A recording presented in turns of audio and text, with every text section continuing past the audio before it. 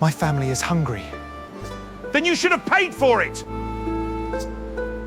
A man stands in the center of town, locked in wood, unable to move.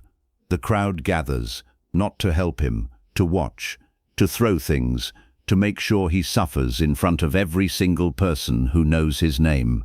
This was justice in the medieval world, not hidden away in a courtroom or a cell, out in the open, where everyone could see it. And it was designed that way on purpose. The world without prisons. The first thing you need to understand about medieval punishment is that prisons, as we know them, did not exist. Dungeons and holding cells existed, but they were not sentences. They were waiting rooms, a place to keep someone until their real punishment could be carried out in public. There was no such thing as a 10-year prison sentence in medieval Europe. The idea of locking a person away for years as punishment simply hadn't been conceived yet. The reasons were practical. Feeding and guarding prisoners for years cost money that medieval governments didn't have. An agricultural economy had no patience for idle bodies consuming resources, but it went deeper than economics. Medieval justice operated on a completely different philosophy, one that had no interest in rehabilitation, reflection, or reform. Medieval punishment existed to do three things: inflict pain, destroy reputation, and do both in front of as many people as possible. Because the crowd wasn't a side effect of medieval punishment. The crowd was the punishment. The purpose of the public. Medieval rulers governed populations that were almost entirely illiterate. There were no newspapers, no public announcements most people could read, no way to communicate law and consequence across a region of scattered villages and farms.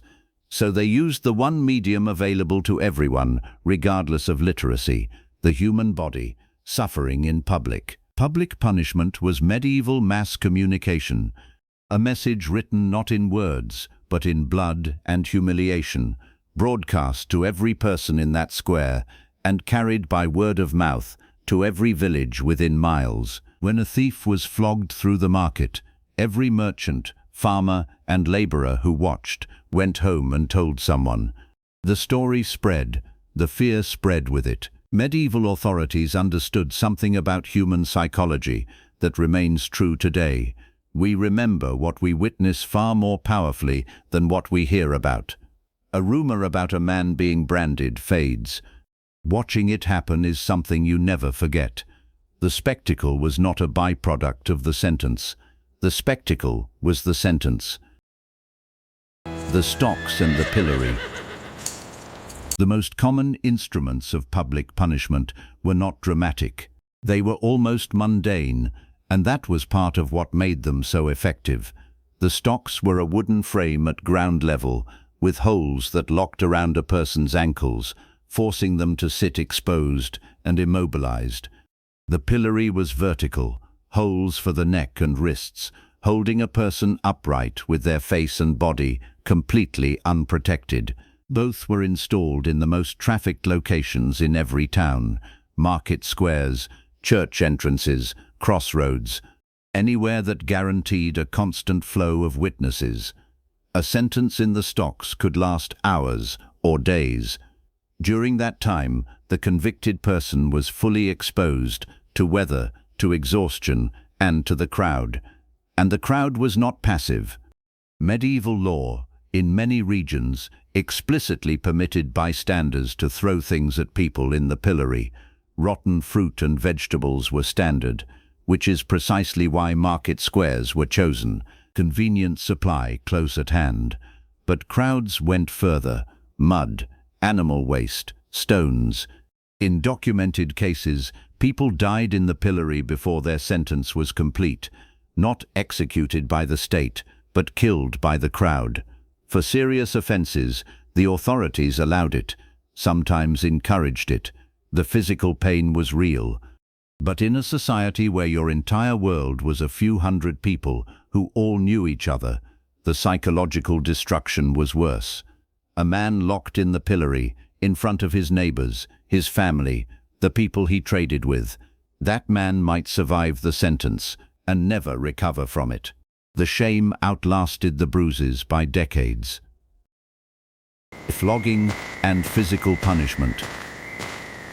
Beyond the pillory, physical punishment was carried out in the open as a matter of course. Flogging, whipping with a cane, rod, or leather strap, was applied for minor theft, vagrancy, blasphemy, and disobedience. The number of stripes varied by offense and magistrate, but the location was almost always public. In England, one common sentence was to be flogged through the streets, stripped to the waist, tied to the back of a moving cart, whipped at intervals as it moved through town, called being carted. It combined physical pain with a traveling spectacle that moved through the entire community rather than staying fixed in one place. Branding was used for repeat offenders and serious crimes. A hot iron pressed to the cheek, forehead, or hand left a mark that could never be hidden or explained away. It served a practical purpose. A branded person could not easily reinvent themselves in a new town. Their history was written permanently on their skin for any stranger to read at a glance. Mutilation followed its own symbolic logic. A thief might lose a hand, the instrument of the crime. A forger might lose fingers. A man convicted of poaching on royal land could lose his ears. The punishment mirrored the offense, making the connection between crime and consequence impossible to ignore or forget. None of this happened in back rooms. All of it happened in daylight, in public, in front of whoever cared to watch. Shame as punishment. There was a category of punishment that targeted reputation almost entirely, and it operated with a kind of precise social intelligence.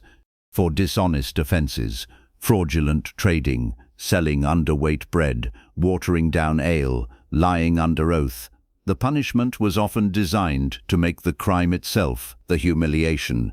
A baker caught selling underweight loaves would be tied to a sled and dragged through the streets with the defective loaf hung around his neck, so that everyone who saw him knew exactly what he had done. A fishmonger caught selling rotten fish would have that fish tied around his neck as he was walked through the market. This was deliberate. The punishment made the crime visible, specific, and publicly attached to the person who committed it. In a small medieval community, which meant most medieval communities, this kind of targeted shaming was devastating in ways that outlasted any physical wound.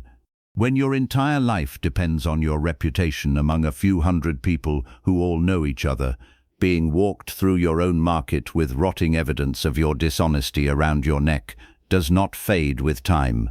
It becomes part of who you are in the collective memory of everyone around you. Execution as theatre. At the far end stood execution, and medieval execution was the most theatrical public event in the calendar. Hangings, beheadings, and burnings at the stake were not administrative procedures carried out quietly by the state.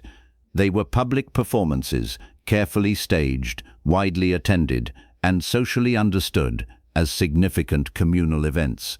Execution days in medieval towns were effectively public holidays. Crowds gathered from miles around. Street vendors sold food along the route. The condemned were paraded through the main streets beforehand, giving the maximum possible number of people the chance to witness their final passage. At Tyburn, London's primary execution site, crowds of thousands gathered regularly. The gallows were permanent structures, visible on the skyline, a constant physical reminder of what the law held in reserve. The choice of execution method was itself a message. Hanging was the standard death for common criminals. Beheading was reserved for the nobility, considered more dignified, a final concession to rank even in death. Being hanged, drawn, and quartered, one of the most brutal executions in English legal history, was reserved for traitors, and its deliberate complexity communicated something specific about the magnitude of betraying the crown. After death, the punishment continued. The heads of executed traitors were mounted on spikes above city gates, most famously on London Bridge, and left there for months, sometimes years. The decomposing body became a permanent public installation, a message that did not fade until the flesh itself was gone. This was not cruelty without purpose. Every element was communicative, persistent, impossible to avoid. The Church and moral punishment. Medieval punishment cannot be understood without the Church, because in medieval Europe, the Church and the state were not separate systems. They were interwoven. The Church operated its own court system, ecclesiastical courts, which handled offenses considered moral or spiritual. Adultery, heresy, blasphemy, failure to attend Mass, and various sexual offenses all fell under church jurisdiction rather than civil law.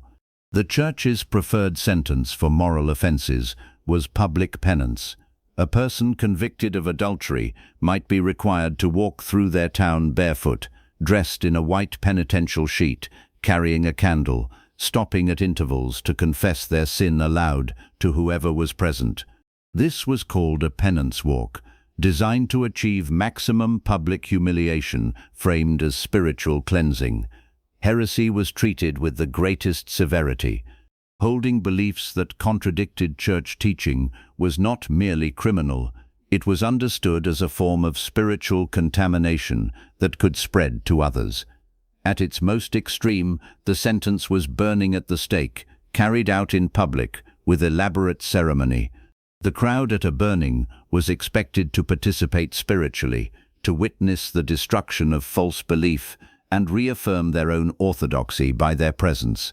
It was communal ritual fused with punishment, the two things inseparable in the medieval religious imagination.